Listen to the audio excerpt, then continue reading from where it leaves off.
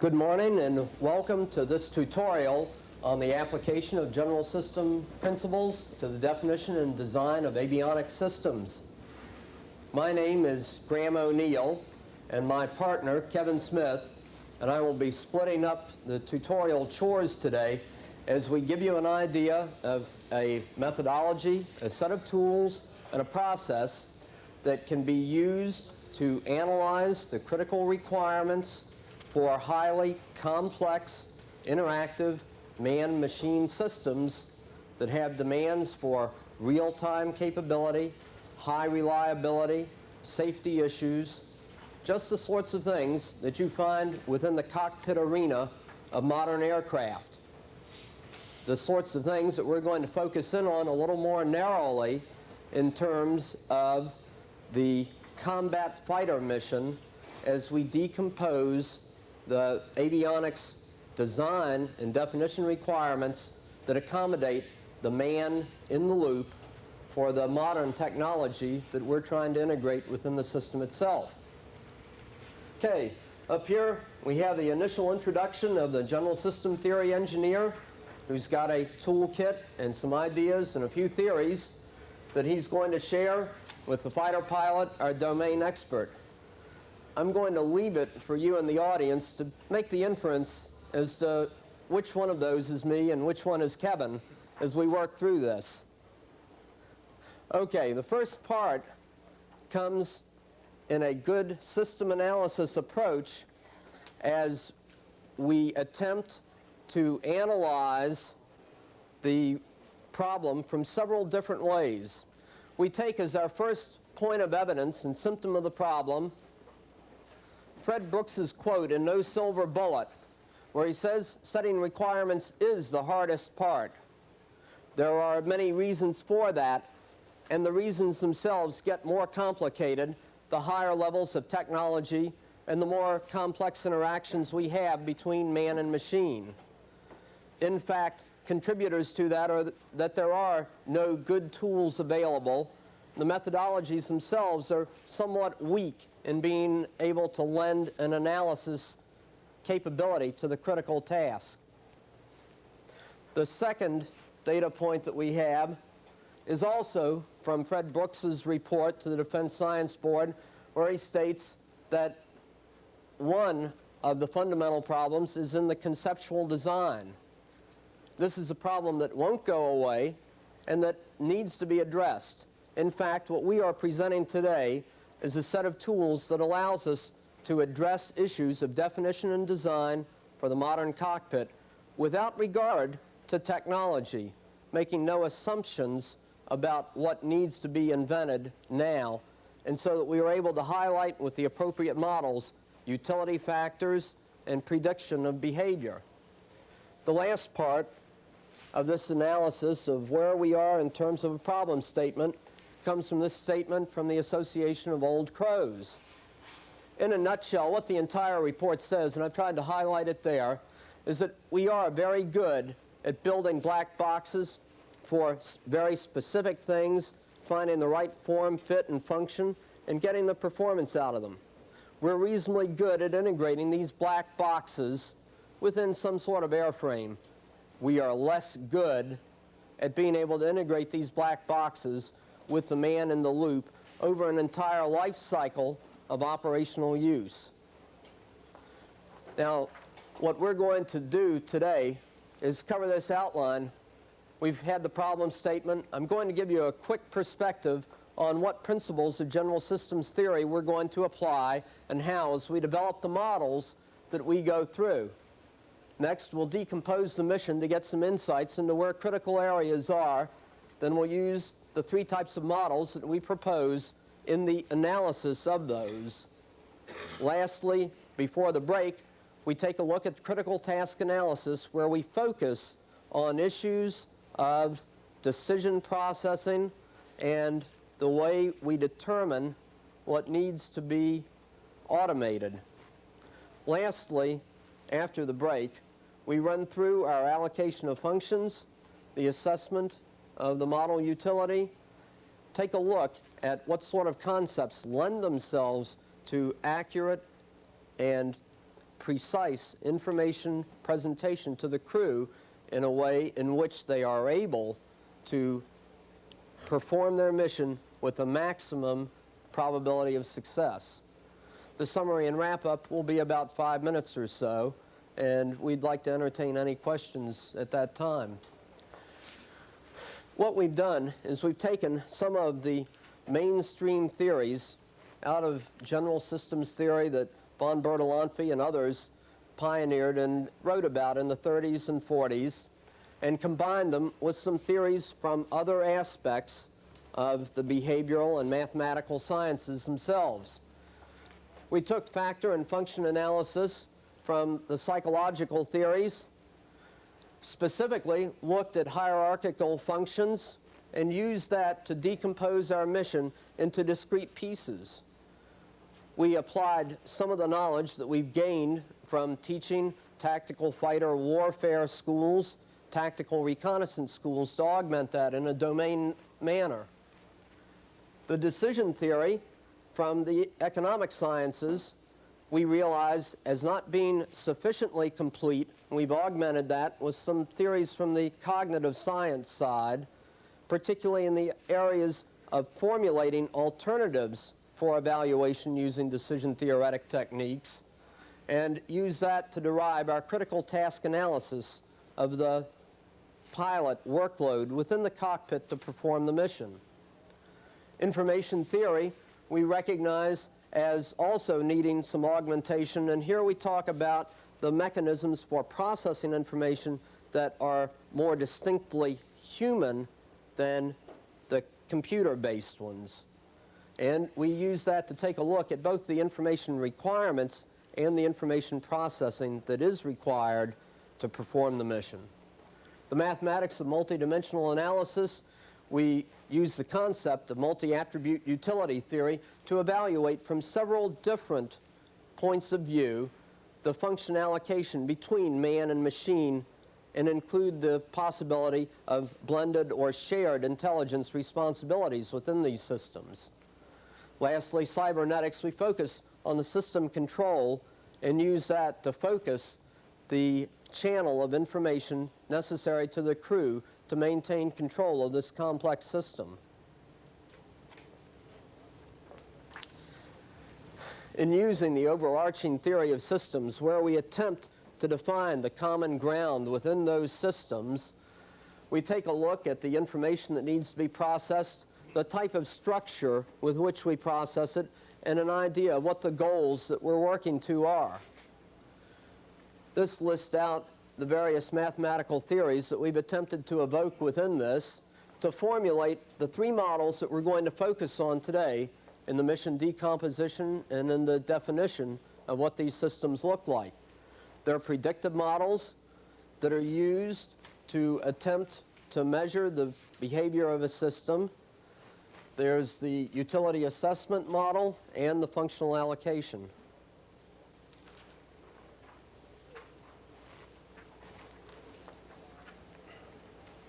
Okay, we realize that all systems, whether they are single cell, individual humans, collections of humans, or even large clumpings of the artifacts and technology that we as humans construct, exhibit some of the same characteristics. These common characteristics are the process that they go through, the function, the structure, and the behavior. Again, these are the sorts of things that we're going to try and model and get a hold of in a general sense, apply some critical tools to analyze them, and see what sorts of statements we can make on design issues that need to be resolved.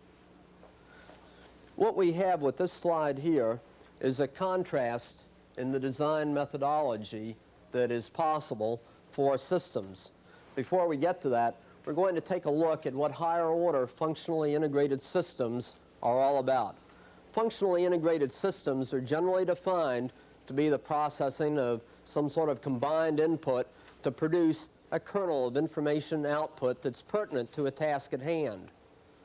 The higher order functional systems themselves would then involve the further integration of those disparate tasks and tasks that commonly are not recognized as being necessarily linked to provide a more consistent output.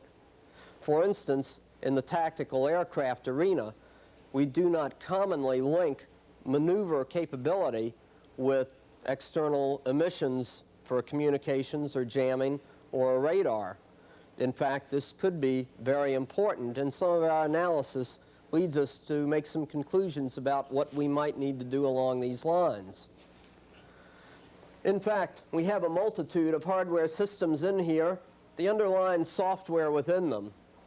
We recognize that already there's substantial amounts of integration in each one of these, that common goals are to integrate larger clumps of them, and that our goal is to integrate the entire thing to ensure the highest level of mission success.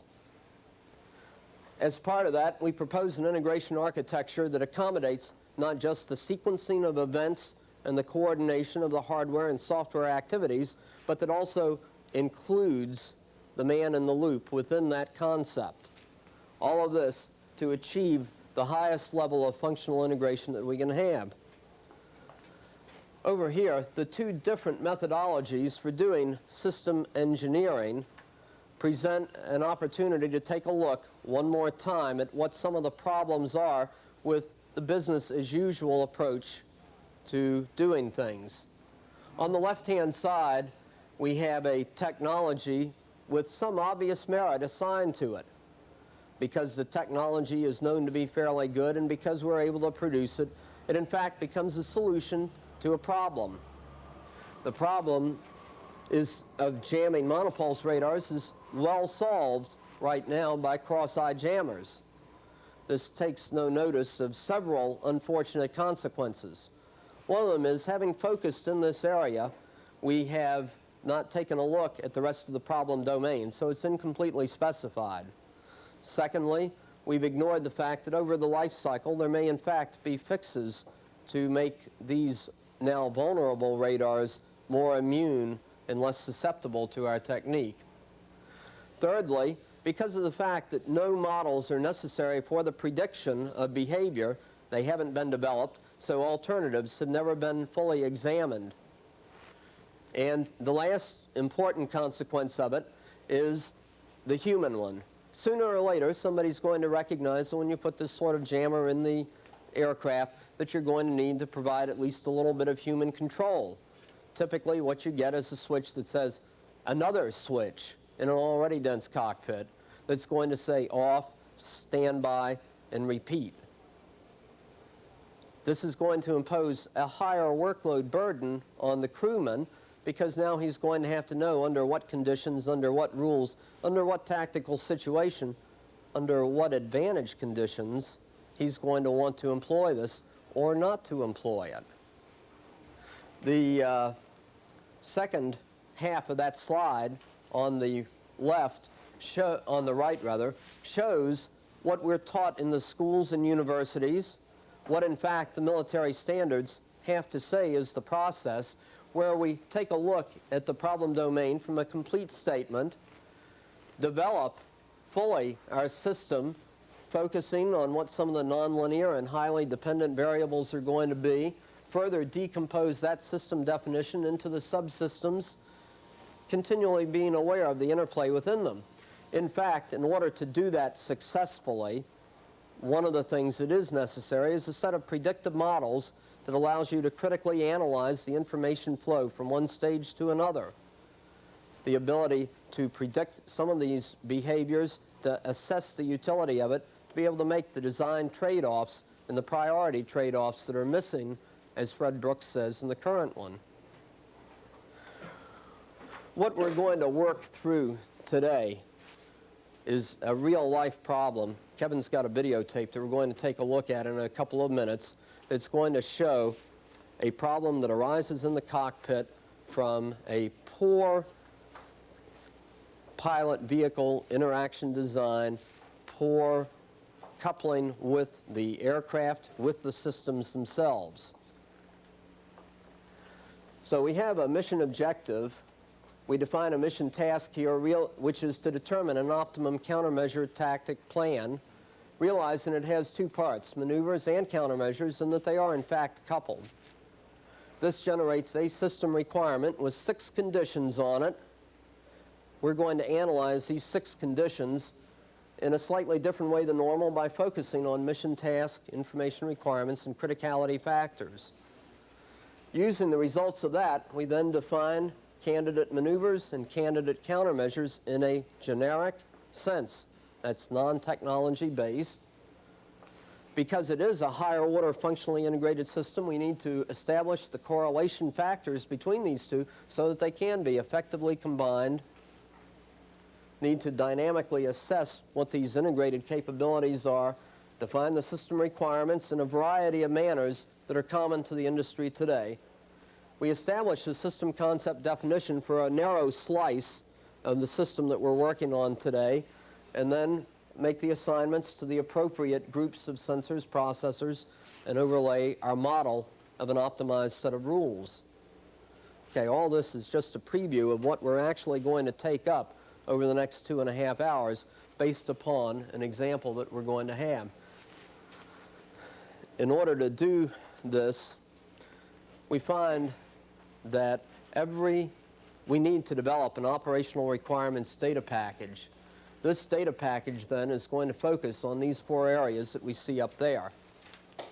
Every program out there today signs up for this sort of statement, and it has these sorts of appendages to it that everybody's going to do. In fact, we focus on some key operational concerns within the process that we've got. They're clearly interrelated here in that task loading is referenced back to enhanced situation awareness, reduce workload, improve management of tactical information and coordination. There's great cross-coupling between these two things.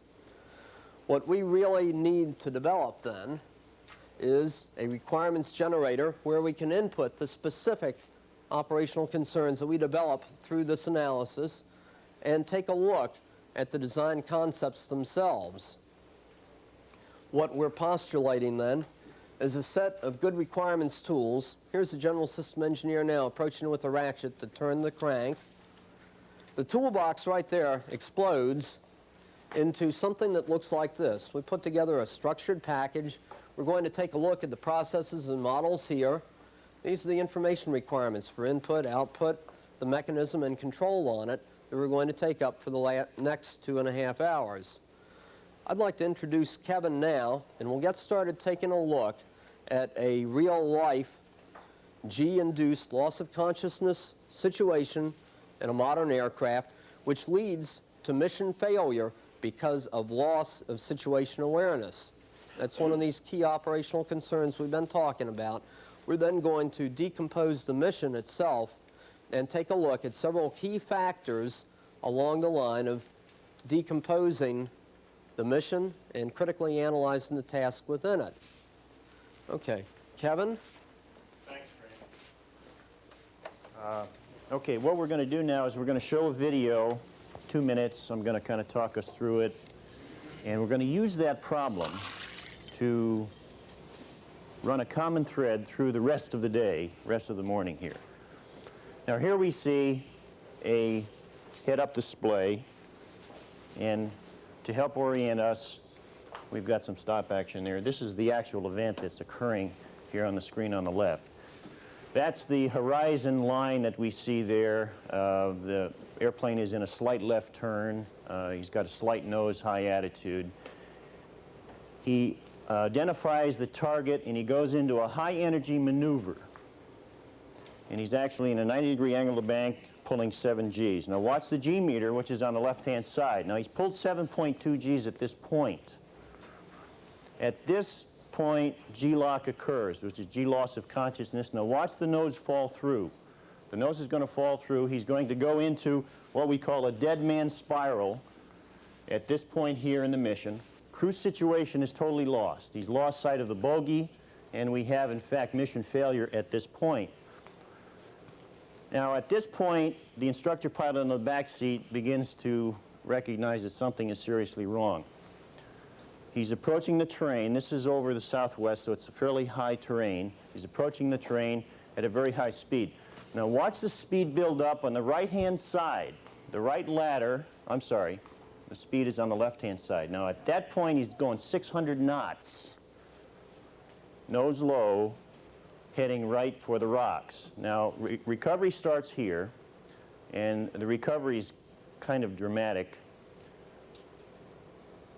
Airspeed, altitude get down to 8.5 or 8,500 feet, which is, considering the terrain at about 5,000 feet, is fairly close. And that's the end of the video. What we saw was a high-energy maneuver that produced G-loss of consciousness. Let's use that to create a scenario here. Let's assume that we are now part of this design team that's been brought in by the Air Force to assess this problem. Okay, the Air Force says, okay, industry, we have a problem here. We don't know what to do. So we've been brought in. We're a hybrid team. We don't have any prejudices. We are not tied to any particular technology. We've been brought in to define the problem first, to the best of our ability, and then come up with a conceptual solution. And that's what we're going to try to do today, is to define the problem to the best of our ability, and then to come up with a conceptual solution, and then hand that off to designers and engineers to see if we can come up with a good, solid design. What we have, essentially, now, we have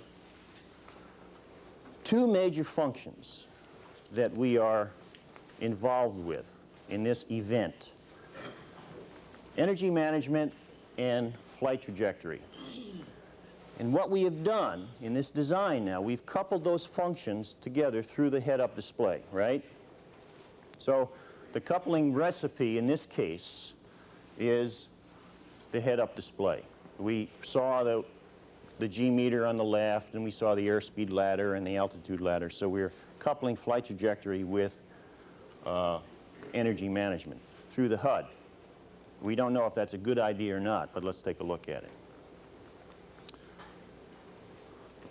That one right there. As a Tiger team, what do we need to know about this situation? Okay, our first meeting, let's assume this is our first meeting now. And we have got to figure out, okay guys, what do we need to know? Remember, we're not going to immediately go to a solution. We're going to stay at the operational level as long as possible. We're going to try to figure out what we need to know. And together we decide, let's assume for the moment we decide that we need to know at least these kinds of things. All right, we need to know what are the tasks, the task loading, information requirements that the crew needs to perform this particular part of the mission. And this is particularly important because we are in the heart of the air combat mission at this point. Okay, this is likely the highest task loading area of the mission, certainly one of the most critical areas of the mission. So let's say that we decide that we need to know that. We need to know these kinds of things, and then our next order of business now is to figure out how to get this information.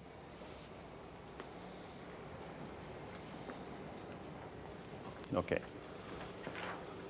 And this goes into our first module. Our first module today is called Mission Decomposition. What we're trying to do here is we're trying to identify the operational data. We're trying to understand the mission. We want to characterize the mission to figure out what is going on in the air combat mission, what are the tasks and activities, objectives that the crew is faced with. All right? We step back just for a minute and remind you that the crew identified a target at 11 o'clock, went into a high energy maneuver, and at that point we had mission failure. Why maneuver? Why did we do that? Okay, we need to understand what the mission is demanding. Now here, what I'm trying to explain here is that while we are doing this, while we are trying to decompose the mission, to understand the mission, we've got to keep one thing in mind, is that we have an integrated system that we're dealing with. We have integrated, for example, energy management with maneuver trajectory control, or energy management with maneuvers. We have actually integrated that. We've integrated that through the HUD with the man in the loop in this particular airplane situation, all right? And we have an integration problem, fundamentally an integration problem, but we don't know exactly what it is yet. So the next order of business then is, okay, we have one of our team members or groups go out and decompose the mission. Try to figure out what specifically are the mission objectives and what are the tasks. What exactly are we dealing with here from an air combat situation? So there are techniques that we can use, tools. Here is a template that we can use that explains how one might go about decomposing the mission. Here we have the air superiority mission. In this case, we're dealing with air combat maneuvering. And certainly there are the tactical activities, and they are target area activities. Remember, we have completed the ingress to the target. We have acquired the target, and now we are engaged with the target at this point, okay? And we are maneuvering. So we are in the maneuvering part of the mission. So one of the mission objectives certainly is maneuver against target. We agree with that, right? That's pretty self-evident. We're maneuvering for the intercept. And actually what we're doing at this point is what we are trying to understand the intercept geometry, and we're trying to achieve an advantageous position.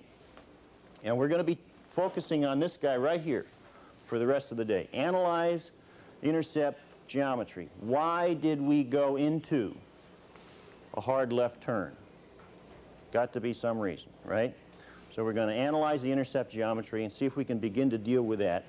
And let's, again, assume for the moment that we decided we're going to focus on that particular task of the mission.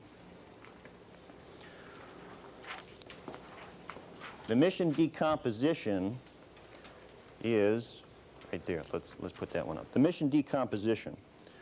For reference, we have decomposed the whole air combat mission here. And this is for reference, and we did that because we wanted to prove, let's say, to the customer that we knew exactly what was going on in the whole mission, all of the tactical areas. But we're going to focus on one mission objective today. We're going to focus on maneuver to intercept target 6.0 because we're in the maneuvering portion of the mission. And we're going to be focusing on those particular tasks associated with the maneuver portion, or 6.0. Specifically, we're going to be looking at, here's maneuver to intercept again over here, and we've decomposed that into its constituent parts. Specifically, we're going to be focusing on, for the rest of the day, 6.1.1, which is analyze intercept geometry. We feel that that's pretty important because it's complex, difficult to do, and it really sets the stage for success or failure. If we analyze the intercept geometry incorrectly, and we're kind of leading up to that this is the case in this problem event. If we analyze that incorrectly, we're probably not going to succeed in combat. How do we know that we've got our bases covered? How do we know that that is, in fact, what the tasks are for that particular part of the mission? And we wanted to make sure now, as a design team, that we could confidently go to the customer and say, yeah, this is what we're dealing with here. This is the essential part of the mission. In this case, what we've done here is we've done a little validation check on our thinking. We've gone to the fighter weapons school at Nellis or at Miramar Top Gun, and we said, okay, guys, what do you teach? What do you need to know? What does a fighter pilot need to know about this situation? The first thing that he learns is what the particular campaign goals are. What is the situation that he's dealing with? And then what are the general tactical objectives? Those are listed on the top. We take those and we place those in process terms. The crew in this case has to understand the situation. Now you notice down here at the bottom, we have our mission objective, 6.0, maneuver to intercept targets. What is the crew doing here?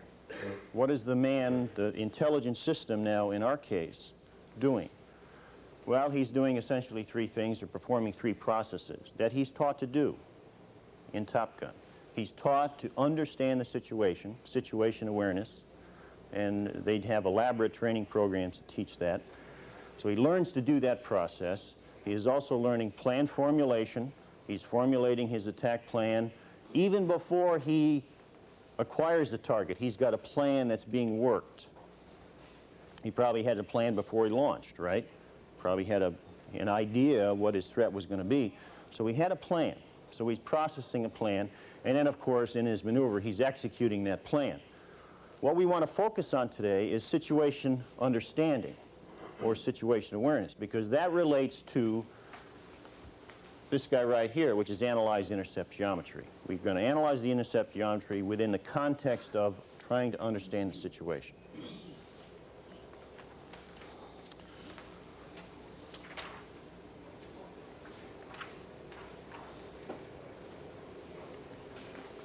One more check. We wanted to make sure that we had enough graphics to cover our Air Force brief. And that's kind of a neat little graphic there. But it's a nice double check on our thinking, too. What we've done here is we have kind of organized our thinking in a little bit different way. We have the tasks listed along the top, as you see. And we've organized it in the context of, okay, there are certain problems that we have to solve, and there's certain solutions to the problem. There are sub-problems and there's sub-solutions, and finally we come up, hopefully, at the end here with some kind of a terminal solution that represents the problem, or that we claim solves the problem. That's all we're trying to do here, is just kind of double-check our thinking, making sure that we've got all the bases covered when we present our findings to the customer, all right? And our findings are that we have this task data now. And it's raw data because we're going to do a lot with this task data. But we have this task data. We're fairly confident that this task data represents in static form what was going on here in dynamic form. And we're going to try to give this task data, which is static, some life to it for the rest of the day. And we're going to try to use that to help us understand how to build up the conceptual design to come up with a solution. Now that's it for the mission decomposition module. What I want to do here is, after each module, I want to take a very short break and see if there's any questions or any comments that you might have. I like to get, some good interaction going on this thing. We're going to be here for a while, so we might as well enjoy ourselves. So let's do that. Obviously, we're going to be somewhat constrained because they are videotaping us, but let's try to get some, thoughts out. Any comments at this point before we go into the next module, which is the critical task analysis? That module, by the way, is going to try to give some life to the static decomposition data. Go ahead. Yes, sir. You had a list of functions that the pilot will perform in air-to-air combat in the left forward, and the last item was identify the target. It seemed to be out of order after target acquisition. Was that one of the earlier charts? Yes. It may have been. All I was trying to point out there was that you were dealing with an integrated system, okay? That these should not be viewed in isolation, but one integrates with the other. And I was trying to point out that the energy management really is a task that continues through the whole maneuvering part of the mission, okay? And there are other things that impact on that. You have to do other things. You have to manage your flight path as well as manage your energy, and it becomes very complex. That's the only point I was trying to make.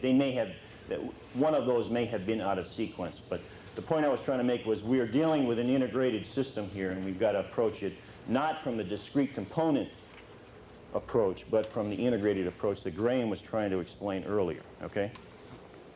The next order of business then is critical task analysis or criticality analysis. What we need to have an idea of, we think, is now that we have these static tasks, what do you do with that?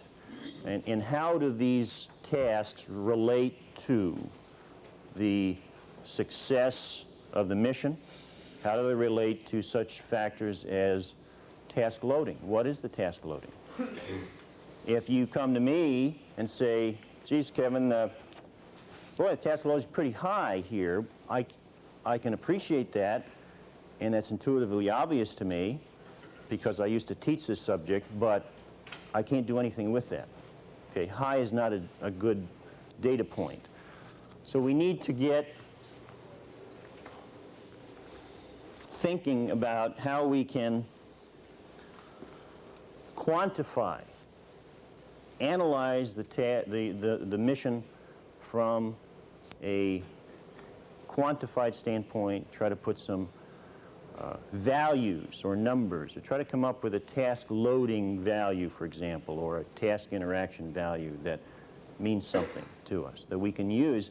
And we can use that kind of as a discriminator, too, to look at the whole mission and find out where the critical areas are in the mission. How does one do a critical task analysis, or how does one do a criticality analysis? It's our feeling that a criticality analysis is a multidimensional construct. It involves many things. But I think we can define them. And this is a definition that we have constructed to help us come to grips with this pretty important area, critical task analysis or criticality analysis. Basically what we have is this. We have a situation where task may be difficult because of things going on. For example, there's not a lot of time to do the task. In that video we saw that there was pretty high time compression and other things are going on. That all relates to this notion of task difficulty. We combine the notion of task difficulty with the notion of mission phase importance. The reason why we do that is because there may be some tasks that are in fact difficult, but they may not be in as an important area of the mission as other tasks. For example, in-flight refueling. In-flight refueling might be a difficult task, but it is not in a portion of the mission that is as important to mission success as, for example, this portion here that we saw in the video, which was target intercept. So that helps us discriminate between the difficult tasks and the truly critical tasks. So it gives us a number of ways to look at it. We combine those values, and we're going to give those values today. We combine those values and come up with our notion of mission criticality. And we're going to use that, hopefully, to help us in our design. We're going to use that to help us understand where to focus our design efforts. Okay, and we're going to come up with some numbers to help us. Let's leave that up there. Let me switch over to this chart for a second. First, we're going to look at the notion of task difficulty, and we think task difficulty is a three-dimensional construct, as we show here. We think task difficulty has a lot to do with time compression, or the time available to perform the mission or the task. We think it has a lot to do with interaction. Are there interacting tasks? Do you have to do two or more tasks together, for example? And then, last but not least, and maybe in fact most importantly, cognitive or processing complexity. How complex is this task to process? And we know from decision theory that some tasks are more complex to process than others. Okay, we're going to combine those using multi-attribute utility theory to come up with a number or a value or a rating, if you will, to see if we can use this to help our design. The first order of business is looking at time compression. Now, there are some tasks that have to be done very quickly, obviously. And in this case, I think, in this video case, I think we're seeing a number of tasks that have to be done very rapidly. So we have what we call a compressed time condition. Conversely, we may have other tasks, like when he was ingressing to the target, rendezvousing with his wingman. You could consider those tasks to be less compressed or in a relaxed time condition. So we have those two notions here that we're going to be playing with when we try to understand task loading. How do you analyze time compression? Simple timeline analysis would perhaps be sufficient here. Bring in a subject matter expert. Let's assume that part of the team is, in fact, subject matter experts. We have an instructor pilot from Top Gun as part of our Tiger team, and he helps us construct the timeline. The timeline can be as general as this. This is a very general timeline here that we see. The time slice that we're dealing with is 460 seconds that you see on the left. It could be a very specific timeline, like you see over here on the right. This is a complete intercept, very complex. I don't want you to read the whole thing. I just throw that up there to let you see that it can be as detailed as that, okay? You can get right down to the, almost to the nanosecond if you wanted to. We don't really need to do that, but certainly the 0.5 seconds, okay? Because we think dwell time has to do with about 0.5 or 0.6 seconds. So we can get that detailed. And we can organize our thinking into time slots. And this is the way we've done it here in this example. This actually is a high altitude intercept. The fighter is coming off the cap that you see on the left. He's intercepting a supersonic bomber on the right. And we've organized our thinking into time slots so that between C and D, and this is what we're going to be dealing with today. Between C and D, we have a time slot that we're dealing with, all right? And the time slot is 83.3 seconds, right? Everybody see that? And we can organize our thinking here. We can put this rather complex graphic in tabular form. This is just a tabular representation of what you see here for our report, all right? And we identify the time slot, and here you can see at event D, we do have that time slot of 83.3 seconds represented. We also have the time slots for the whole mission because we wanted to show the customer that we understood the whole air combat mission too, okay? So we didn't leave anything out. So that's how we look at the time compression. Now, we can analyze that using, and we have various rules and ideas, rules of thumb, of how to determine if you are in a compressed time or a relaxed time condition. Essentially what we have, remember we had the two time conditions. We had the relaxed time over here and the compressed time over here. What we need to understand then is where does that crossover occur between relaxed time to compressed time conditions? And certainly that's situation dependent, right? For example, if you were on a deck launch intercept, you may be immediately catapulted into a compressed time condition and you would stay there for the whole mission, correct? In our case here, we see that we leisurely go into the cap station and leisurely go into a holding pattern, and the compressed time condition would occur after we received the order to intercept the target and things started to happen in a rapid fashion, okay? From an analytical standpoint then, we want to look at at what point in the mission then do we have this crossover, because that's going to help us give this a value or a weight in a minute. In this case, I think we can fairly well determine that we have a crossover somewhere there in the maneuver to intercept phase of the mission. All right? Now, we really don't know what happened, but let's assume for the moment that the airplane did in fact come off a cap station He was already at 22,500 feet, and then he got the intercept from the AWACS airplane. Okay, the target 11 o'clock, and then he performs a maneuver for intercept. So let's say at that point we had crossover between a relaxed time condition and a compressed time condition. See, I need to scale that. Where's my rating scale? Where's my rating scale on that, Graham? I need to scale that before. Oh, okay, I'm not going to do that yet. Okay, yeah. I got way ahead of myself for a second. All right, next one then, Don.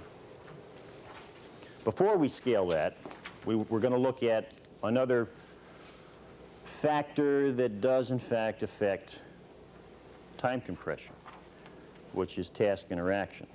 Task interaction is simply a notion where one task will interact with another task, and that does increase task loading. And it obviously increases time compression too. So those two notions then have to be brought together before we scale them, all right? What is task interaction? In this case, we have a linear task, and there's no interaction, okay? Task A is completing his run, and he's passing the baton off to task B. There's no real interaction there except at the baton pass, but that's a linear process. Over here, we have what we call essential interaction. Task A has to function with task B. Task A could not do that alone effectively or very effectively, all right? So that's an essential interaction, and there are some tasks in the mission that have to be performed in conjunction with other tasks, all right? So we have essential interaction there. We do have a third case of interaction. It's where either an unforeseen event happens or circumstances. We call it, what do we call it? Conditional interaction. It's based upon the condition of the mission. And in this case, we do have an interaction, but it's a negative interaction, okay? It doesn't help us a bit. It really gets in the way, but it does interact.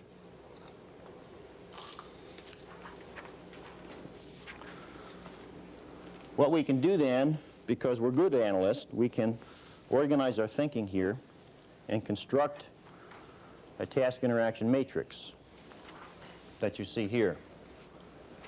And it does represent essential interaction and conditional interaction. The X actually happens to be, in this case, conditional interaction, and the dots are considered to be essential interaction for this particular type of mission.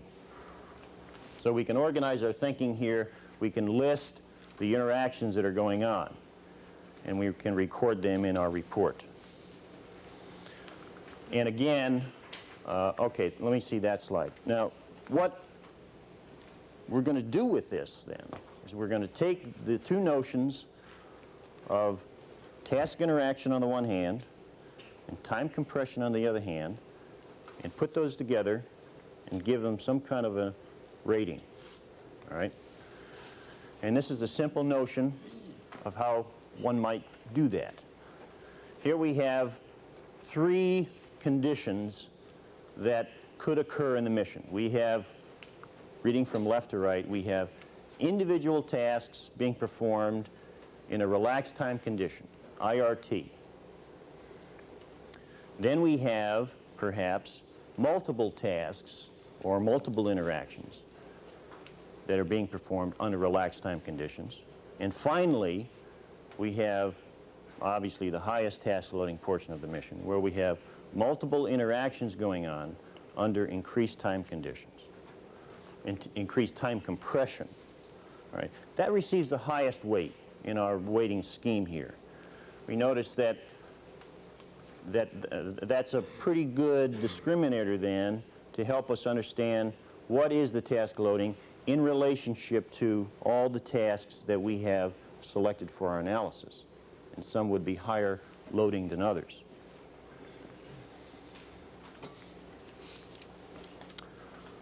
Remember now we looked at task difficulty. Task difficulty was task loading plus processing complexity. Now we're going to look at processing complexity. How complex then is this task to process? Is it an easy task to do, or does it require a lot of complex processing? All right. Now from decision theory, we know that a decision task is more complex from a processing standpoint than a non-decision task. And so we can look at this task set that we have identified from this perspective. We can say it is or is not a decision task, and if it is a decision task, what kind of decision task is it? And from the theoretical people, we know that there are likely two types of decision tasks that are going on in this particular portion of the mission. There's a type 1 decision task and a type 2 decision task. And we can discriminate the decision tasks from that standpoint. A type 1 happens to be the most complex. That's a decision task where over here, leave that up, Don. You're basically jumping into an unknown sea. You don't know what's going on. An unforeseen event has happened, and you have to, what the psychologists say, you have to restructure the schema. You have not a pre-planned action. You don't really understand what's going on, and the technical term is problem structuring. And there are a number of type 1 decisions in the air combat mission. There are things that you just don't know enough about, and you have to kind of wing it, okay? That's a type 1 decision, pretty complex, processing required, and it could represent a potential failure of the mission. If you have too many of those type 1 decisions, then you very quickly lose situation awareness. Then you would have a type 2 decision, and hopefully most of the mission is type 2 decisions because you've briefed it properly. I see Doug over there, right? We always used to brief our missions properly, right? So we were trying to eliminate as much as possible type 1 decisions, the unknown, okay? We try to understand the mission in sufficient detail so we can then process things easier. A type 2 decision is one where we know what the alternatives are, A, B, or C, and we just select the most optimum one at the time, okay? It still requires selection, so it's still pretty complex, but it's not as complex as this. All right. Now, Graham mentioned a good point. A real live example of a type 1 decision is wind shear. For years and years and years, airlines were crashing into the ground on approach or takeoff, and no one knew why. And finally, the FAA, with the help of Congress, funded a study, and they said that, okay, we've got a situation here where the pilots simply don't know what to do. The pilots were, in effect, experiencing a type 1 decision. They were never trained on wind shear, had no idea of what to do. So what they did then is they come up with a wind shear training program to try to move this thing out of the type 1 domain, which was extremely complicated to perform, to get it closer to the type 2. You're not there yet, by the way, because there are certain things that we still don't know enough about wind shear. For example, we don't know, there's no set procedure on wind shear recovery. There's some guidelines, but we still don't know how rapidly to pull up, at what rate, at what G onset, or those kinds of things, all right? But we're trying to move that out of the exclusive type 1 domain and get that closer into type 2 domain. Unfortunately, there's a lot of type 1 decisions left in the air combat area.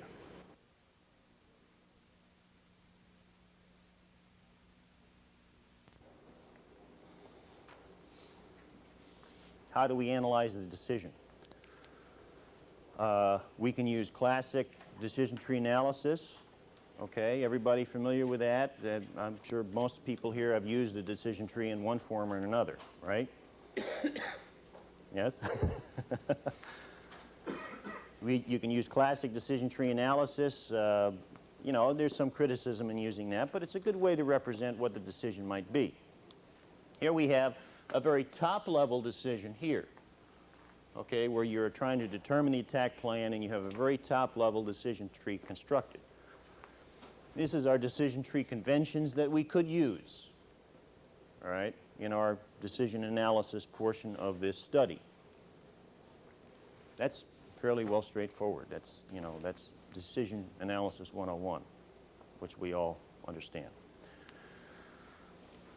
This decision tree can become quite complex, and we need perhaps to get down to some additional level of complexity here. In this case, we have it's still a fairly top-level decision tree, but you notice that it is becoming more complex. There's a lot of decision nodes, a lot of decision opportunities.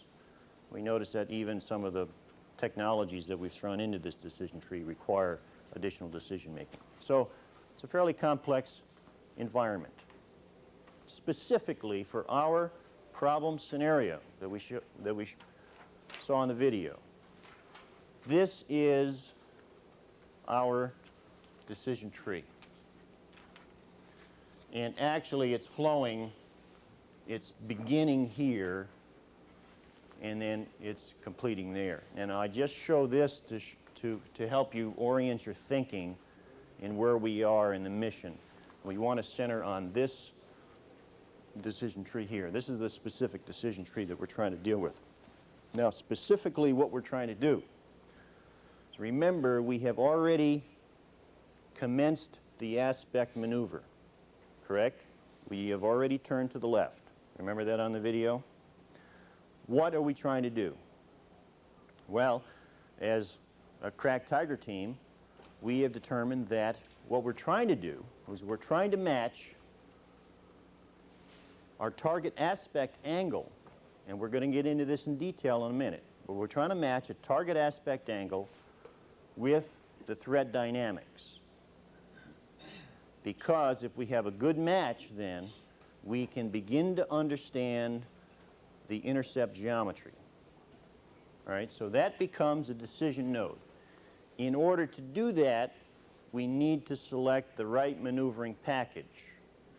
Now let me ask you gentlemen and ladies if you felt, based upon what you saw in the video, that the right maneuvering package was selected. 20/20 hindsight, no. No. Didn't look like it anyway, right? Okay, with some, obviously some, you know, some humility because we weren't there. But we're looking at it and we're saying, well, you know, if he selected maneuver package A to perform that maneuver, perhaps that didn't look like it was optimal, okay? So that's all we're trying to get at. We're just trying to structure the decision and look at it in that level of detail, okay? Now, what do we do with this? Let's say that okay, this might be a cute exercise, but what do we do with this? There's two things we can do with this decision tree. We can ask ourselves, is it stable? Or is it unstable? Now, what does that do? That helps us determine if it is, in fact, a type 1 decision or a type 2 decision. Now, clearly, if you can't even begin to structure the decision, that's a type 1 decision. You agree with that, at least for the moment? You agree with that? If you can structure the decision, you don't agree? You do, okay. If you can structure the decision, all right, but it just falls apart at the least little wind blowing, it's probably a type 1 decision, okay? In this case, we say, this appears to be moderately stable. And so we have gone out on the limb a little bit and said, this is a type 2 decision, okay? You with me? And let's just assume that for the rest of the day, that we have agreed with that position, that it does appear to be moderately stable. It's not going to totally collapse when the least little thing comes about, and we can construct it, okay? And then it then fits into our type 2 decision category. Okay, now we're going to use that data. We agree with that for the moment anyway, that that's a type 2 decision, okay? Okay, this side here, right? We're going to then take that information that we have just collected with our decision analysis study here, and we're going to give these tasks weights depending on the type of decision or whether or not there's a decision involved in the first place. So we've got this little rating scheme here that we've cooked up, and it just came off our Macintosh, our laser printer, and we cooked this thing up and we said, hey, look, guys, it looks like a non-decision ought to be given a fairly low weight in processing complexity, and a type 2 decision ought to be weighted higher, and finally a type 1 decision ought to be rated the highest because we think it's probably the hardest to process. So we come up with a rating scheme, okay? 1, 5, or 10, depending on what category this task falls into, okay? Okay, Graham said I should be over here, right? Specifically, we're dealing with, remember, 6.0 and 6.1 tasks. And how did that fall out in our analysis? Now, this is the final portion of this report that we're about to deliver to the Air Force, and our position is that, okay, Mr. Air Force, you got a type 2 decision going on here because it's moderately stable, and we have assigned that a weight of 5. Okay, are you with me on this chart? You see under processing complexity, it has a moderately high task loading rating. We assign that a weight of 6. Combine those, and in this case, we just multiplied them together. 5 times 6 is 30. Our task difficulty rating on the far right-hand column is a 30. Okay, now, to check ourselves and to make sure that we can prove to the customer that we understand what's going on in that portion of the mission, we've also done the same thing for all the other tasks. Okay? So we don't want to look at this thing in total isolation. We want to prove that we can do this across that dimension, and we've looked at the other tasks. And as it turns out, 6.1 is a fairly difficult task. So we're not dealing with trivia here. We're dealing with a very difficult situation, and we can quantify that difficulty. Okay? That completes this sub-portion of the task difficulty analysis. Remember, it's a combination of task loading and processing complexity. We're going to do one little other sub-module here, combine those two, and finally get with a task criticality analysis. Any questions so far on this sub-module here? Yes, sir. Well, the weightings seem to be fairly arbitrary. I mean, do you have a historical background to draw from to pick out these numbers, like 5, 10, 6? The weighting is on purpose. We kept it very simple for this tutorial and for the other workshops. Okay, we've kept it very simple. Yeah, good point. It probably ought to be a little bit more. For example, 1 to 10 is not a very good scale. Okay, 1 to 9 or 1 to 7, right? You agree with that? Yeah. Okay. Come up with a better scale. Sure. Yeah. We kept it simple for understanding. I don't want to get into the details of scaling notions and statistics and all of that stuff, all right? But we can use that, all right? And we can manipulate this data all kinds of different ways. But this, you see what I'm trying to do? I'm trying to keep it simple so you can get the basic ideas going here, okay? And if you want to add to that, then absolutely. Yeah. Okay. We're going to do one more thing here, because we decided, if you remember when we started this module, we decided that we don't want to deal just with difficult tasks, but we want to deal with tasks that were difficult but also fell in an important phase of the mission. And we thought that that represented a good notion of criticality, okay? So one more thing, real quick. We got together with a bunch of subject matter experts, and we said, okay, Mr. Subject Matter Expert from Fighter Weapons School, we want to know where are the important areas of the mission. And this is the whole air combat mission that you see listed on the left, and we have various goals identified. We've given them scaling, weights, and so forth and so on. Fairly elaborate study, but for the sake of our purposes here, let's assume that we did that. We had a group that went out to the fighter weapons school. We got this data from the subject matter experts. They came back and said, okay, this is how it all fell out on the right-hand side. What we're going to do then is we're going to take that weight that you see on the right-hand side and plot that on the y-axis of an XY plot. On the x-axis, we're going to plot task difficulty, which we just finished. All right? Now, that's going to give us a notion of criticality, we think, but let's see how it works out. First of all, we're going to take this XY plot and we're going to decompose it into 4 cells. We're going to say that, okay, the upper right-hand cell is highly critical. Those are highly critical tasks because they're tasks that are very, very difficult to do, and they fall in a very important phase of the mission. Okay? You kind of agree with that notion? And conversely, tasks, we may have some tasks that are critical. They're not quite as difficult, but still fall in an important phase of the mission, and so forth and so on. And down here you see we have tasks that are least critical.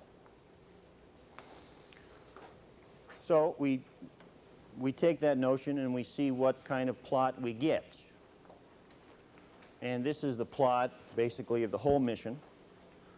And we're looking specifically at our guy here.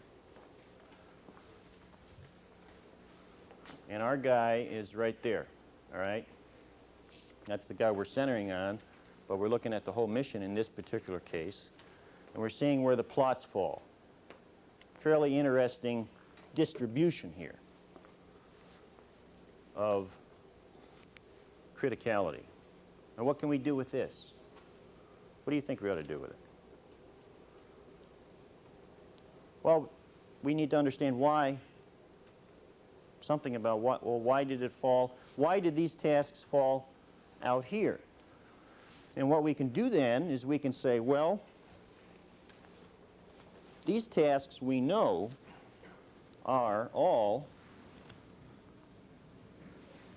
what? Type 1 decisions from our data. Okay? We can deal with those in a certain way in design. We know also that these tasks right here are all type 2 decisions from our data. And we can begin to deal with those in a specific way. And thirdly, we can see that this group of tasks, while are difficult, they are not decision tasks. Okay? And we can deal with those in a certain way. You see how we can kind of discriminate this thing here a little bit? Yeah. Okay, you begin to see how you can play with this. I haven't figured out all the ramifications here, but that's just one notion where you can look at this thing from, okay, this is a group A, and those tasks we're going to deal with in a certain way. And you might even give those group A tasks to a certain portion of your Tiger team and say, okay, Jerry, hey, work on those. Okay? What is going on there? And Jerry's going to come back and say, hey, boss, they're all type 1 decisions. They have to be allocated to the human. All right? There is no machine known to man that can process a type 1 decision. Good stuff, right? Okay, what does it do? It goes into the human decision-aiding box. We're going to try to help the human, but there's no way we can automate that out. Type 2 decisions then go into Joe's area, and Joe is given the job of figuring out what's going on here. And Joe comes back and said, boss, type 2 decisions, or this group B, are all type 2 decisions. And they're candidates for AI. Hey, good, all right? C are critical tasks, but they don't require any decision processing, okay? So we're going to treat those with just normal software and hardware treatments. Okay?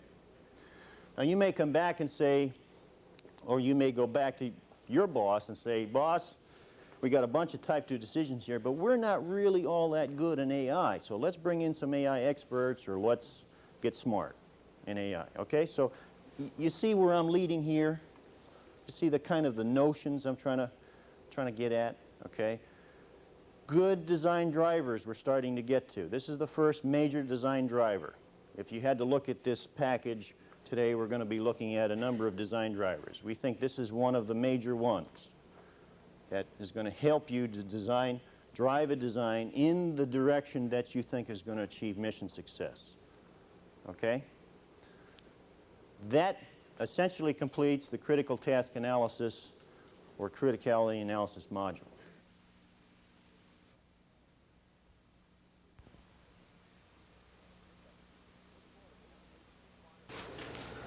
Okay, what sort of information requirements do we have? Well, we need to know all the physical parameters of the situation, need to know how they relate, what our status is, as much about the other person as we can determine. The information requirements analysis, we're kind of laid out here in template format using the IDEF notation.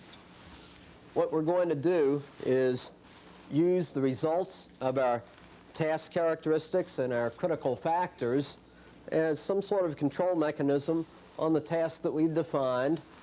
Take a look at the underlying process and mechanism models. We'll spend a little more time with them in the next module of the tutorial to generate our information requirements list. That and the processing models then flow into the system concept definition, where we analyze the validity and the utility of the results that we've generated. The information processing mechanisms themselves can be thought of as taking a look at how we actually handle information within the environment that we work with. In this chart, we have a nice dividing line between, on the one side, all of the silicon-based computing intelligence in the system and all of the carbon-based computing intelligence in the system there. We realize that we need to be able to put that together and to determine what the mechanism is to generate the output required to stably control the system and achieve maximum mission success.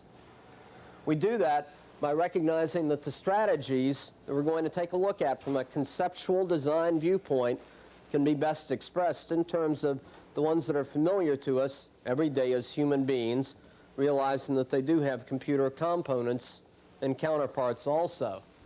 So we have three major categories that we're going to take a look at here, and we've got a set of definitions of each one of the major classification elements that we can refer back to within what we're doing.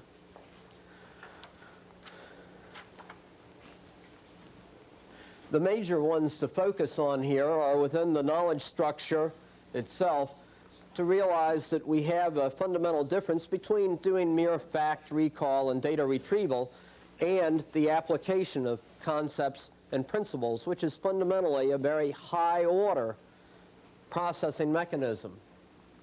The decision processing mechanisms we've already covered in terms of the complexity and the way we type them, and so we're able to discriminate between the processing required for them. The information management itself runs through the entire gamut of being able to acquire, manage, control, correlate, project into the future, make some inferences on what's likely to happen, and determine what sort of assessment is necessary to complete the picture. What we've done with this slide here is to take a look at our mission-oriented task and just go through in a very common sense approach, guided by some of our subject matter experts, to determine where major chunks of knowledge processing, decision processing, and information management occur. This first cut gets moderated several times and is reviewed at many different levels to complete the picture. The completed picture that we're going to work with, having been through a couple of iterations, is best expressed by this view graph, where we have the three major tasks that were recognized within the mission decomposition that Kevin produced as having multiple interrelated tasks in a compressed time environment, and all of them having high criticality to mission success. And those are the maneuver to intercept targets, determine the weapon firing sequence, and maneuver to launch position. And in fact, this problem set that we are working based upon the video that we saw is the very first part of this maneuver to intercept target, which is determine the optimum tactical maneuver. We're going to further decompose that as we get into the model that we're going to use to assess the value and the worth of the conceptual design that we're proposing. Now, we try to gather as much information together as we can, put it into a format that's readable and usable by a wide number of people for a lot of different purposes within the data gathering, data processing, and report generation format. So we put together several different sorts of worksheets here, and you've probably seen some of them. They're aids to collecting data and to presenting it. Hopefully, it helps to focus the critical evaluation that the many team members on our Tiger team are able to bring to resolving the problem. Okay, within this one here, I'm sorry, over on this side. Within this one, we have the tactical objective is to maneuver to intercept target. Our task is to determine the optimum tactical maneuver. We fill in the first part of that based upon what we've already done. We've captured off what the information processing mechanisms are. In this case, there's no knowledge structure to speak of that needs to be handled. We have a recognized Type 2 decision processing mechanism, and we have no very heavy information processing, information management mechanisms there. We're able to write up the characteristic statement here that presents it in a nutshell for anybody, and then determine what sort of information requirements we've got. We realize that we need to be able to assess the intercept geometry. That's primary. We need to be aware of the EW situation in regards to both our own capability and the other target. We need to also have an idea of what the target raid is like. Is it only a one-on-one encounter, or are there more hidden within there? Lastly, we need to be able to analyze that several different ways and be able to provide an assessment of what these results are. As we tier down within the subtask structure, we find this one is analyze the intercept geometry, perhaps the most important component of what we had over there. We recognize that this actually does have the necessity to do some fact recall and to apply some concepts within it. We're going to take a look at what they are in the next module. There's not a lot of decision processing involved, but we do have the requirement to acquire and to correlate some of the information that we managed to obtain. We write out the characteristic statement and realize that we have the information requirements from that. And these information requirements are basically to correlate the target aspect angle with the optimum target aspect angle to guarantee the highest level of probability for mission success. We need to correlate what is referred to in fighter weapons school as antenna train angle. That sounds like we've committed to a technology, doesn't it? Antenna train angle. That would be radar. Well, in fact, that's really just the statement within the training curriculum that's the difference between what your velocity vector is and what your instantaneous line of sight to the target is. It does have a radar component to it, but we're trying to keep this separate from the technology that could be brought to bear. Lastly, we do need to know what the range of the aircraft are during the situation itself. This is, of course, one of the fundamental physical parameters and is used to gauge any number of things within it. We tried to keep the number of information points to a minimum so that we can express it simply in a model, analyze it simply in a model, and build the added complexity after we've decided that it's really worth doing.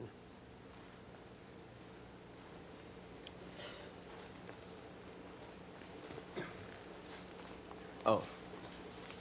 So here we've listed out for our 3 mission objectives and the most important of the tasks, the information requirements themselves. And this entire thing flows throughout the package. We realize that, in fact, there are some other things that need to be brought to bear when you concentrate on different aspects of implementing the mission plan itself. And these things feed back and forth. It becomes a very complex, dense situation. We're going to focus on the one thing, analyzing the intercept geometry for its contribution to situation understanding, because this seems to be the crucial part, the heart of the problem that we've come to within our video this morning. So we understand that within the knowledge structure itself, we've got a concept application to be made. Over in information management, we have to both acquire and correlate that information. This just lays out the fact that we recognize what our processing components are.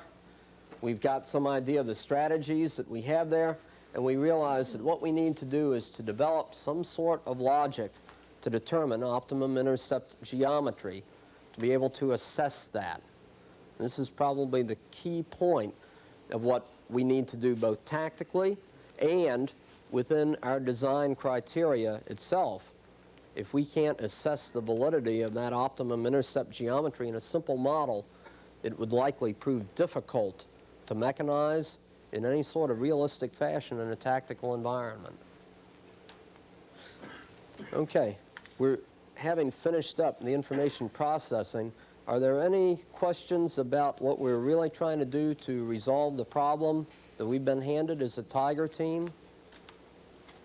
Okay, we're going to jump into the concept definition of the system.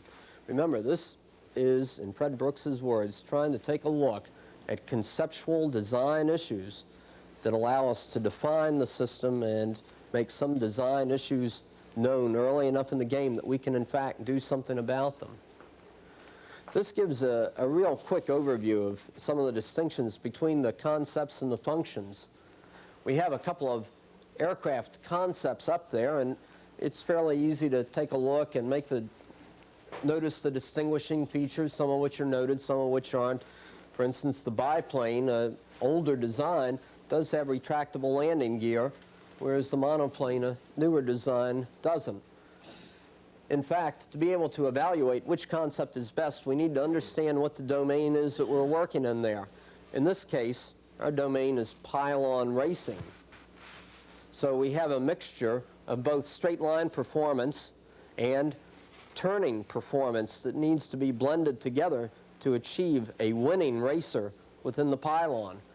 Knowing what that function really is, we're then able to apply all the aerospace and physics formulas to determine what the relative advantage of the monoplane with cleaner drag and higher speed on the straightaways is relative to the biplane with a better turning radius, more lift, however higher drag on the straightaways.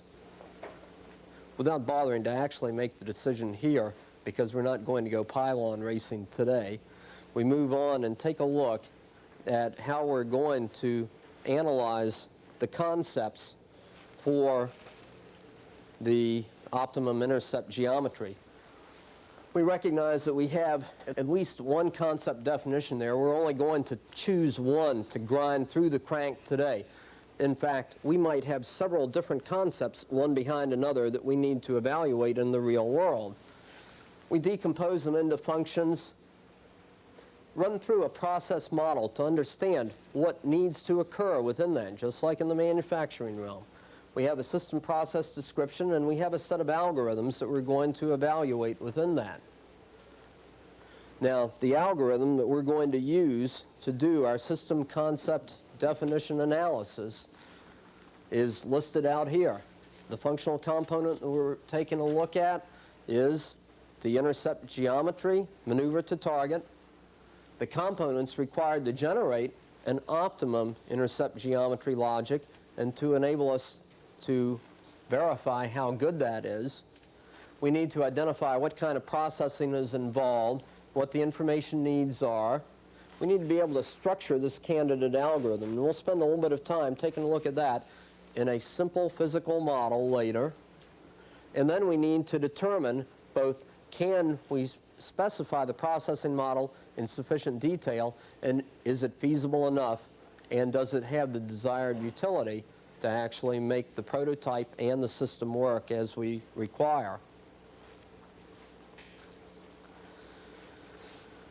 Okay, we have a system concept for the entire cockpit, aircraft, man, machine, and weapon system within modern fighter combat systems. We're going to focus on the situation assessment processor here. We're going to narrow down into the maneuver to intercept target, into the subtask, determine the optimum intercept geometry. We define a couple of things. Let's see, we need to actually put that one up. We also need to understand what the process analysis is like before we get into it. And recall, we've got here some sort of start and ending conditions there. We know from our previous analysis, in fact, that we're going to need to do some information acquisition and correlation, and we're going to need to do some sort of concept application within here. We're going to then need to combine them and so that we get a viable output at the end. Okay, and move on to the next one. Okay, our tactical geometry assessment module then seems to consist of roughly two parts. And one of them is the description of what the volume of interest is and what the maneuvering space is. We have some physical keys here that we can realize in terms of everyday occurrence, and we'll put a diagram up in a minute. Basically, the volume of interest then is given the aspect angle, the antenna train angle, determining upon whether the target is a high altitude or a co-altitude or pop-up in this region here. We have a good geometric description of it. What we want to do then is to combine the output from our sensors, the target aspect angle, without regarding what sort of sensor it comes from, and the antenna train angle, again, technology independent, into our tactical geometry assessor. Whatever the processing looks like there, and whether it's a man or a machine, is not relevant at this point. We go on ahead and use the output from that to actually select the optimum maneuver, execute it, and then achieve the maximum level of mission success.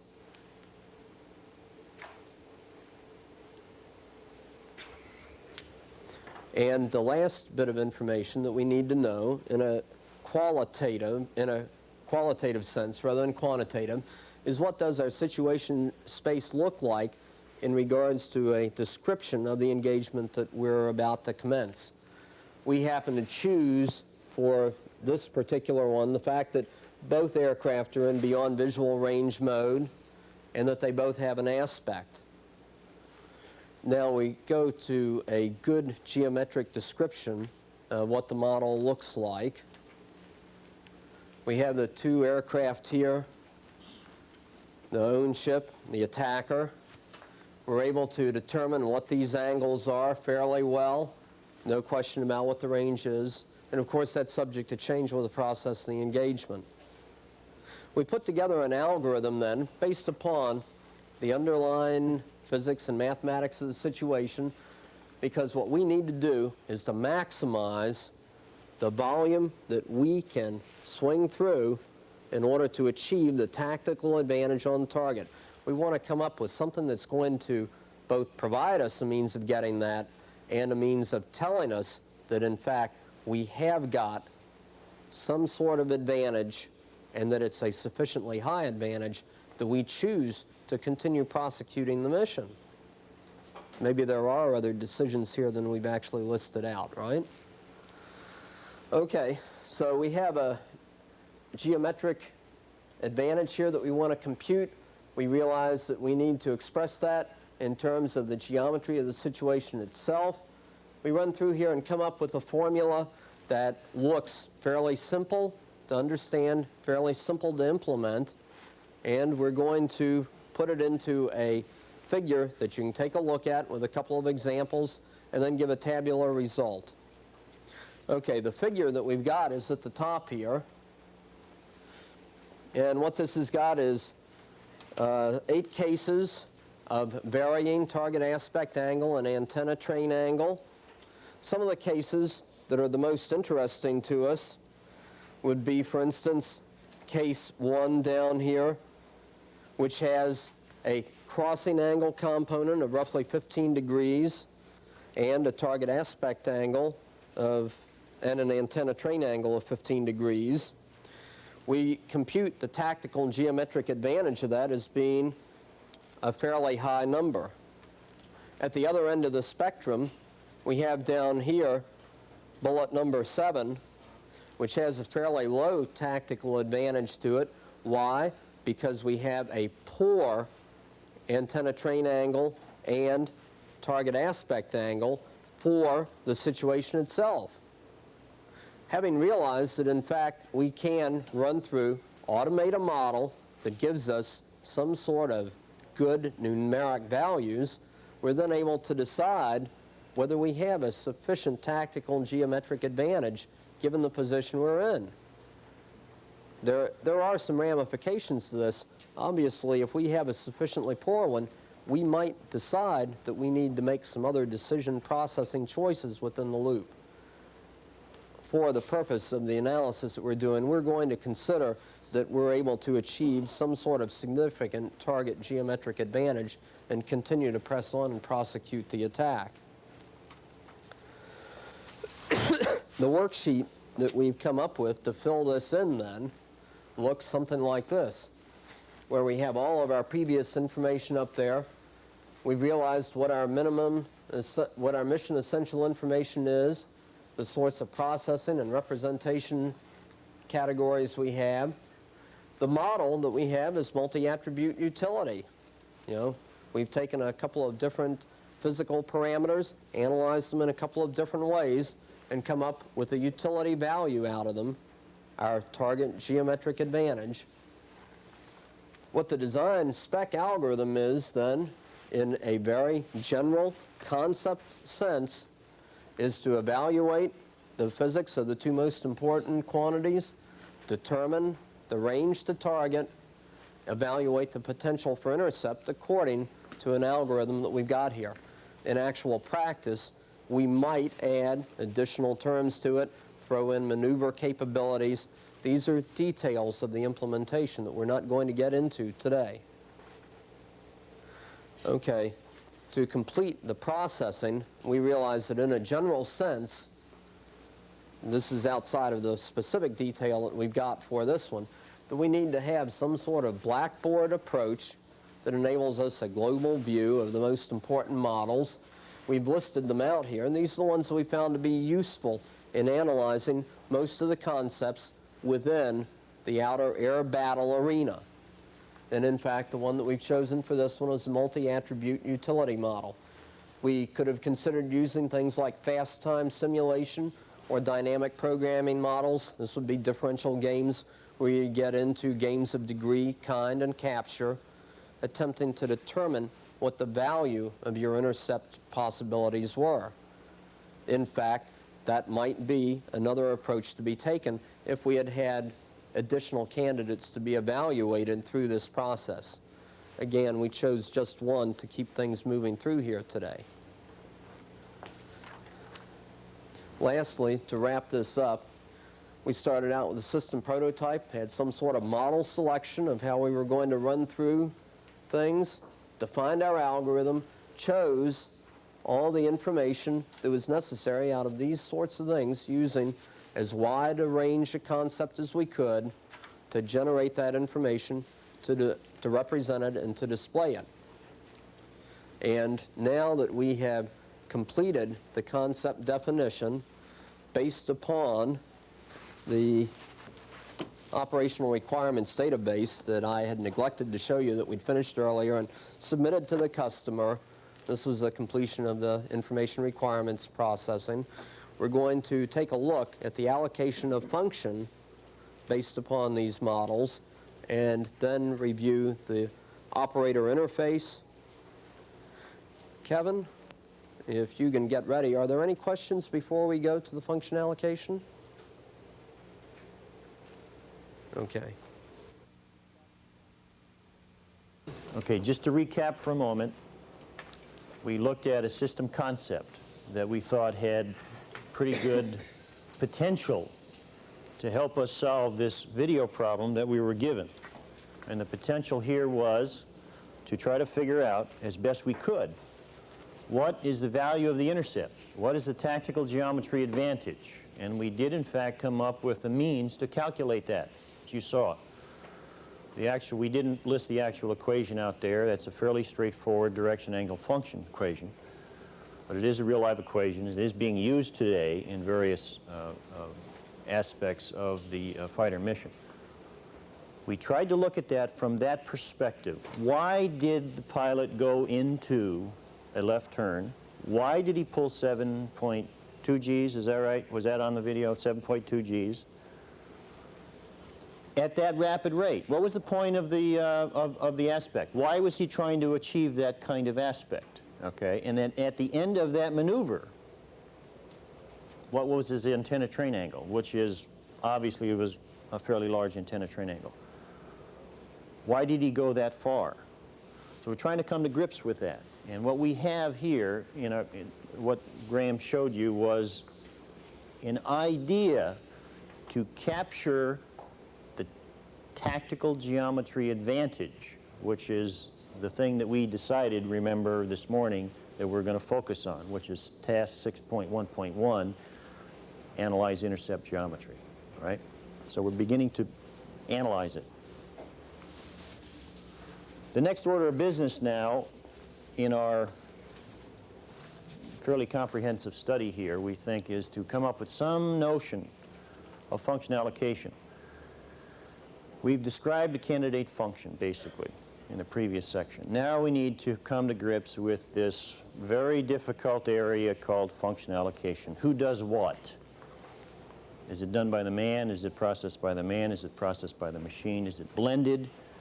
And why are we assigning this function to this portion of the system? It's called function allocation. It's been attempted in the past with variable success. We're going to come up with a couple of ideas here, throw them out, discuss them to see if we can come to grips with this difficult area.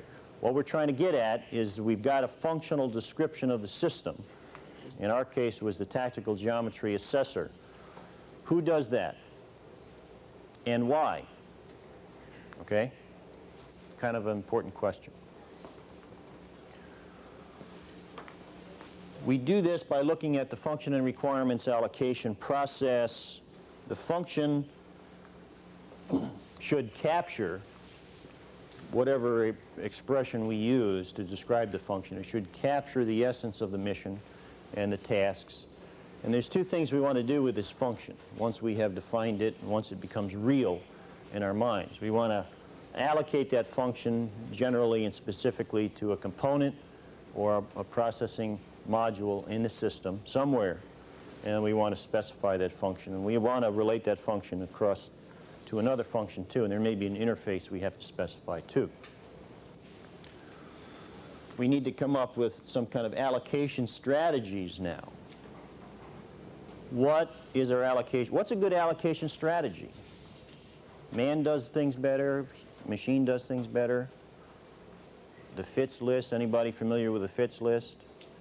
Been around for 20 years, I guess, right? What's our allocation strategy? What's a good allocation strategy? All right, let's explore that for the moment.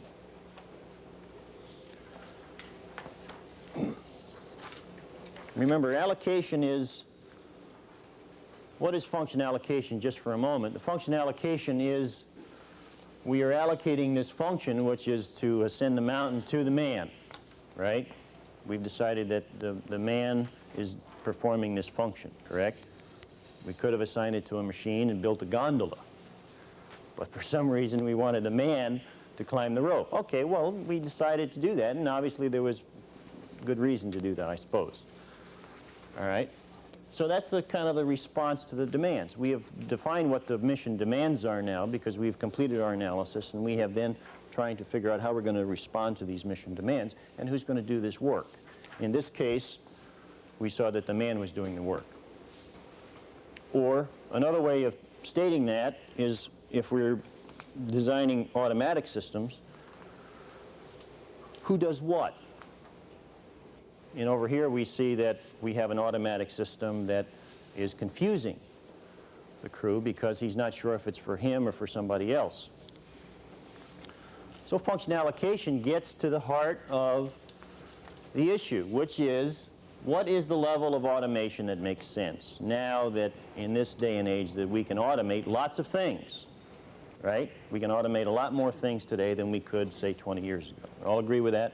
So now we need to have some kind of a strategy, some kind of logic, some kind of rationale for automating these various functions. We were talking about that during the break, right? We were talking about, you know, auto land systems, right?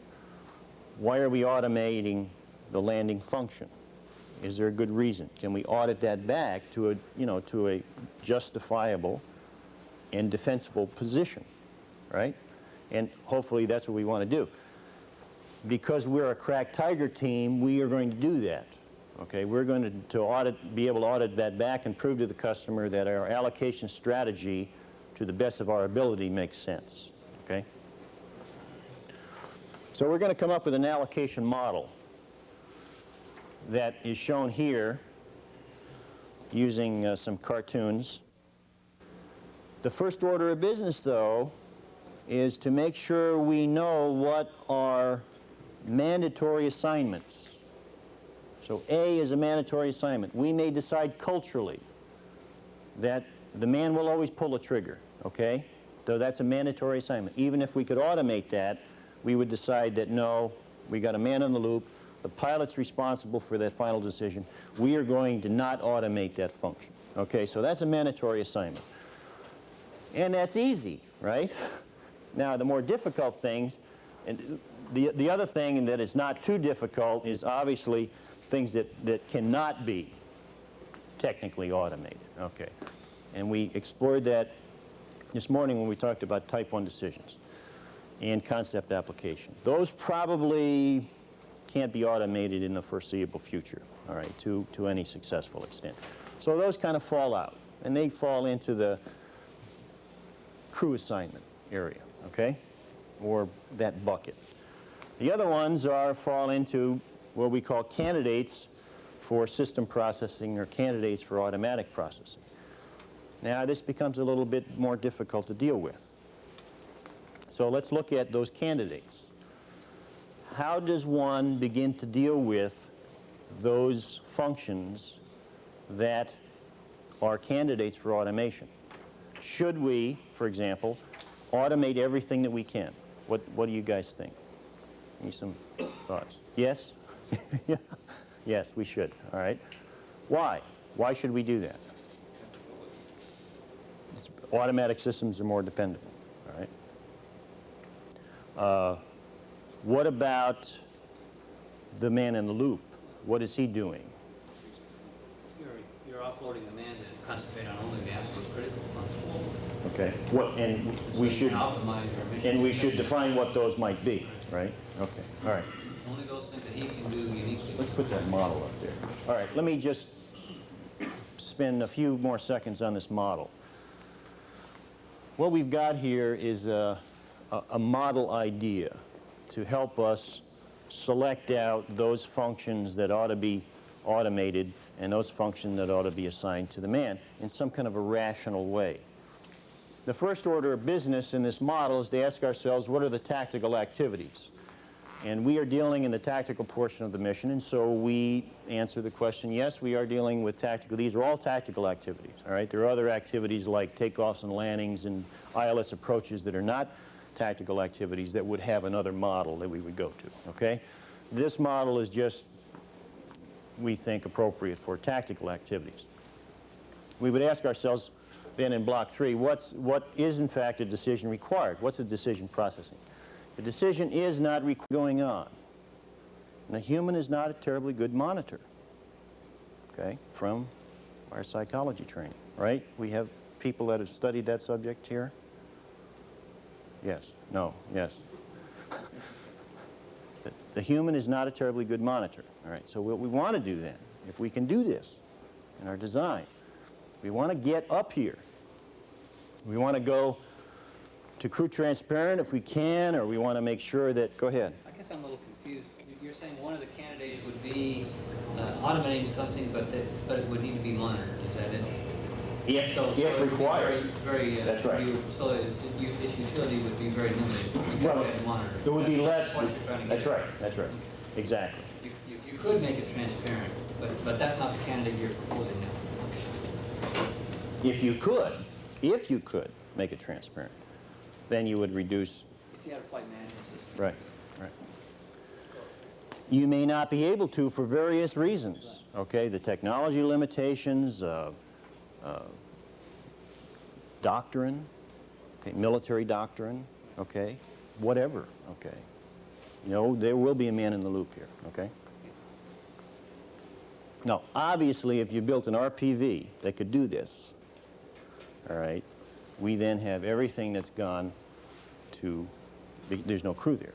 Everything is transparent to the crew, okay? And from a crew standpoint, then, we've reduced workload. All right. Taking that function example that we saw, 75%, combining that with the potential for workload reduction. In that case, now, it was low because the man was still required in the loop because of various reasons and doctrine. Okay, he was still involved with prosecuting the target. He was still making decisions to shoot. Okay. The utility fell pretty low on the utility scale. It was 75% times 10, which is 7.5. Pretty low. So the potential for workload reduction was low, even though a lot of things could be processed autonomously. We still don't have a high utility here for automation. So that needs to be considered in our design, all right? And now I'm not saying that we drop the notion at this point, but we consider that. And let's look at our tactical planner here, or our mission manager. And we did that. This is a hypothetical case now, okay? But we did that for the mission manager, a tactical planner. We looked at all of the sub-functions, and we did a utility analysis of each. Now, some are going to be mandatory because you see two there, 6.2.2 and 6.2.3. Those are, in fact, Type 1 decisions. Those are mandatory assignments to crew. They fell out real early in our model. Others we see are very low utility. Okay, those would then probably go into the man bucket. The other, there's some gray areas here. All right, you got some 20s and 30s. Don't know exactly what to do with those. You got some 50s, which are fairly high. And then you got, what do we got? A couple of, two 100s, all right? So clearly we got some that ought to be automated. Okay, we think that we've got some, good payback for doing that. Some that clearly ought to be allocated to the man. And we have some in between.